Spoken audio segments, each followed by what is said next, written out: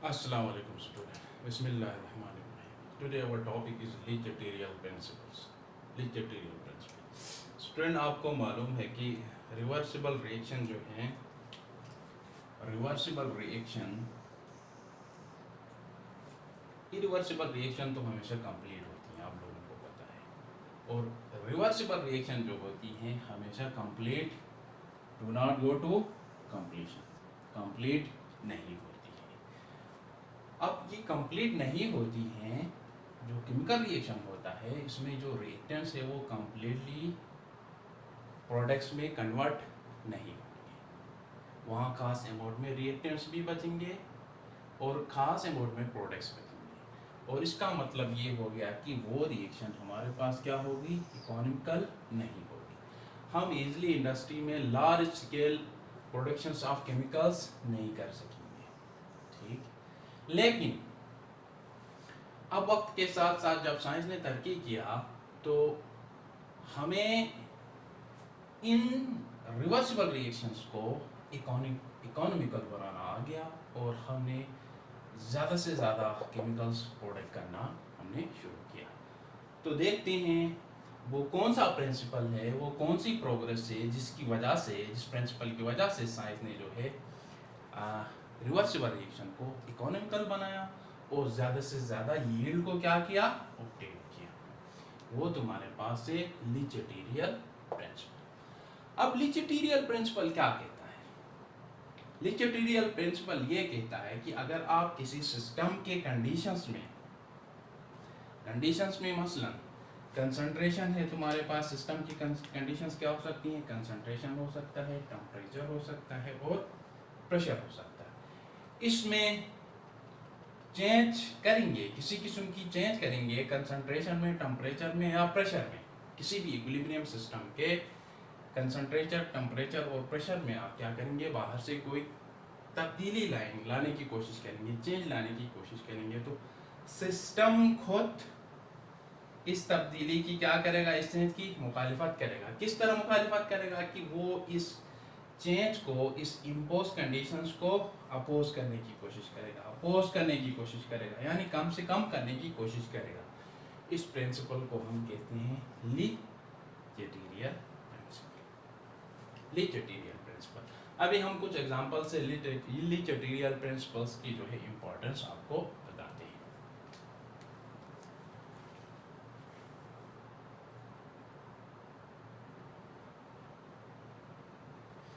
देखें, इसी तरह हमारे पास हम कुछ एग्जांपल दे देंगे रिएक्शन की। नाइट्रोजन है, N2 प्लस हाइड्रोजन क्या करते हैं, हाइड्रोजन और नाइट्रोजन आपस में रिएक्ट करते हैं और क्या बनाते हैं, NH3 एमोनिया बनाते हैं। और ये दोनों हमारे पास क्या है, गैसेस। आम हालात में ये जो रिवर्सिबल रिएक्शन है ये हमें 33% ये देती है। 33% यानी हमारे इक्विलिब्रियम मिक्सचर में 33% क्या होता है, अमोनिया। लेकिन हम इसमें जो है लीच-अटेरियल प्रिंसिपल को अप्लाई करके हम इसकी यील्ड को बढ़ाते हैं, बढ़ा के हम कहाँ तक जाते हैं, 98% तक जाते हैं। इसकी यील्ड को हम लीच-अटेरियल प्रिंसिपल अप्लाई करते हैं, करने के बाद इसकी यील्ड को हम बढ़ा के कहाँ ले जाते हैं, 98%।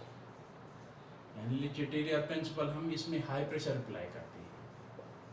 हाई प्रेशर अप्लाई करने से ये इसकी मुखालिफत करने की कोशिश में अपना प्रोडक्ट को क्या करता है, बढ़ाता है, और इसी तरह हमारे पास 98% एमोनिया ऑब्टेन होता है। इट्स मीन जो है high pressure has favoured maximum yield of ammonia। yield of ammonia high pressure ने क्या किया, बढ़ा दिया। ये चीज हमें किसने बताया, लीच-अटेरियल प्रिंसिपल। इसी तरह हमारे पास जो सेकंड एग्जांपल है, और ये जो हम ये जो प्रोड्यूस करते हैं ये हेबर प्रोसेस, इसको कहते हैं हेबर प्रोसेस, इसको कहते हैं हेबर प्रोसेस। इसको एमोनिया प्रोड्यूस हेबर प्रोसेस के जरिए हम इंडस्ट्री में अप्लाई करते हैं, जिससे हम बहुत सारी फर्टिलाइजर्स वगैरह और दूसरे इंपॉर्टेंट केमिकल्स बनाते हैं। इसी तरह हमारे पास जो सेकंड इंपॉर्टेंट जो केमिकल है वो हाँ, प्रेशर के साथ जहाँ और भी कंडीशन है 450 डिग्री सेंटीग्रेड, और हमारे पास जो हैं कंडीशंस में